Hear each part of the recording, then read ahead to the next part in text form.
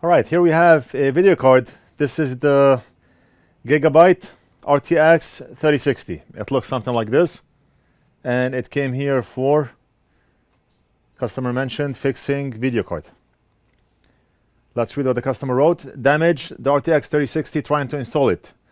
Damage the backside of board. Resistor parts broke off. About 4 of them. Okay. So customer said that he broke off about 4 resistors. And I do see a sticker here with arrows. So I'm guessing the components that he knocked off are somewhere here. I do see arrows on the sticker. Let's take a look. C945, so these are capacitors, not resistors. And C946. And if we go down, what do we see?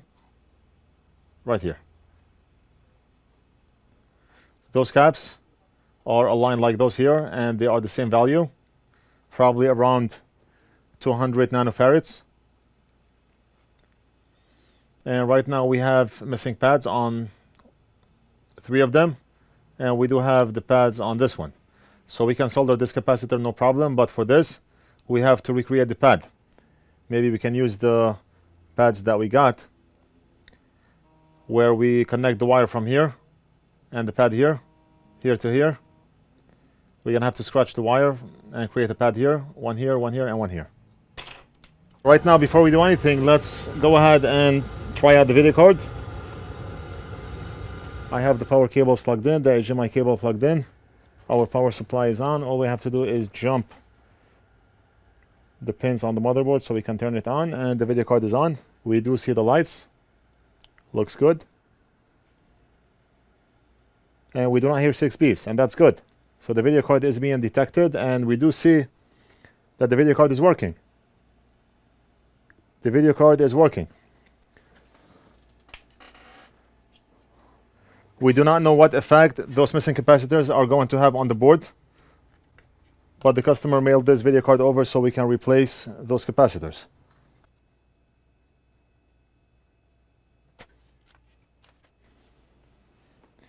We're going to use Amtech 213 because it's thinner than Amtech 559.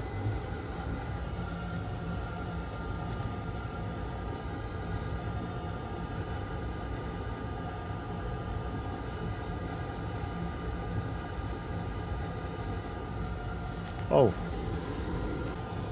I forgot to put the microscope on. I scratched up this wire. This one we do not need to do because we already have a pad here. This one we already have a pad here. I scratched up this wire. And I scratched up this, and this.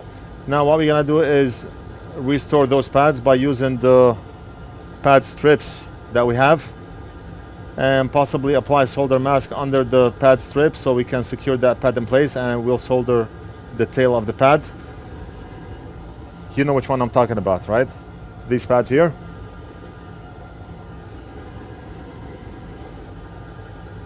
Some viewers, they comment and they say, why don't you put a penny or a coin next to the area that you are working on so we can know how small this area is? I happen to have a dime right next to me here, and that's how big the dime is. And the dime is usually smaller than a penny. That's how tiny those wires are. Maybe if we flip the dime vertically like this, the wire is probably smaller than that ridge that you see. The wire is smaller than a single ridge that you see on the coin. That's how tiny those wires are. Just hold up a coin and try to look at the ridges and see if you can see one of them. It's impossible. In the last couple of videos, I was working on the Xbox One X and I used those solder pads. And some viewers suggested that we use solder mask under the pad so we can secure it down in place. So let's go ahead and do that right now.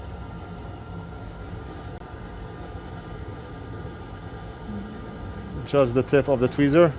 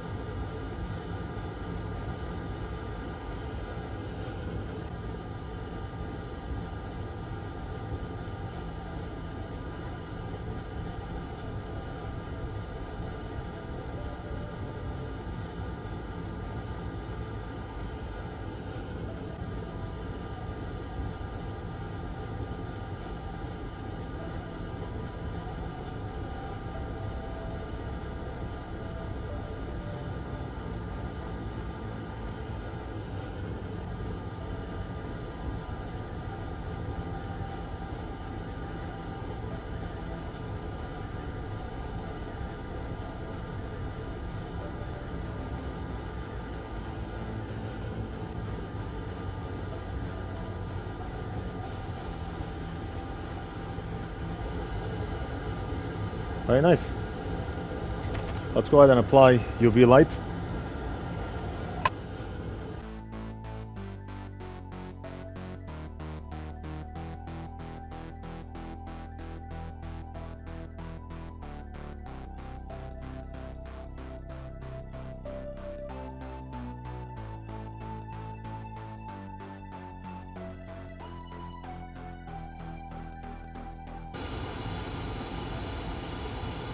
Alright, and that's enough. Solder mask hardened.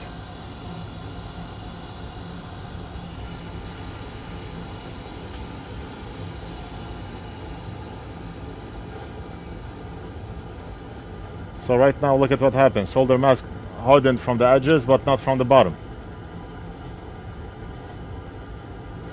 What we're gonna have to basically do is apply solder mask on top of all the pads, and once the mask hardens, then we can scratch the pad to expose the copper. That's what we're gonna have to do. I never had to apply solder mask onto those pads, but that's how we learn.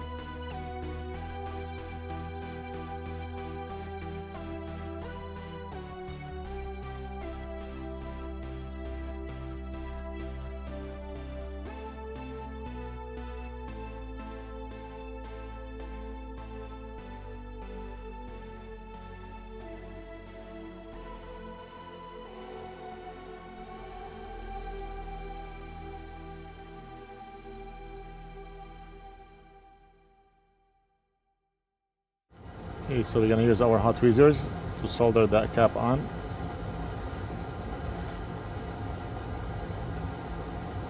And just like that, I grabbed a couple of caps here and I put them right here, and some of them dropped on the bottom right here.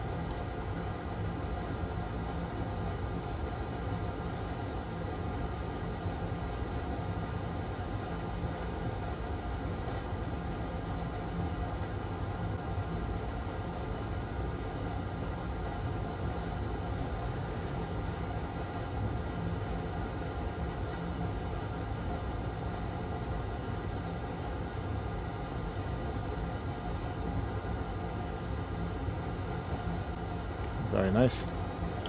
And the job is done. Let's apply overcoat in this area. That's enough. So right now this overcoat will harden and everything will be super solid.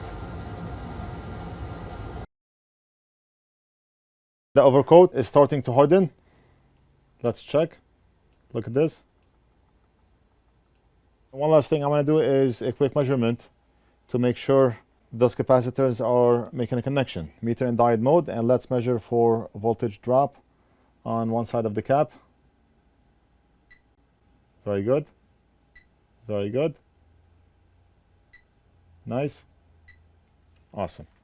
Now we're going to measure the other end of the caps, and each end of the cap is connecting to one pin of the slot down here. We do not know which one, but what we can do is just go like this, and as soon as we hear a beep, it means the cap is making a good connection. So one probe on one of the caps, and we're going to slide the other probe onto the slot. Yes. What about this one here? Same thing. Yes. And what about this one here? Is it making a connection with any one of the pins on the bottom? And yes. And finally this one here. Very nice. So all the caps are making a good connection on both ends. And that's it. We're going to end the video right here. I hope you enjoyed it. Don't forget to like and subscribe. Leave a comment if you have any questions, and we'll do something else in the next video.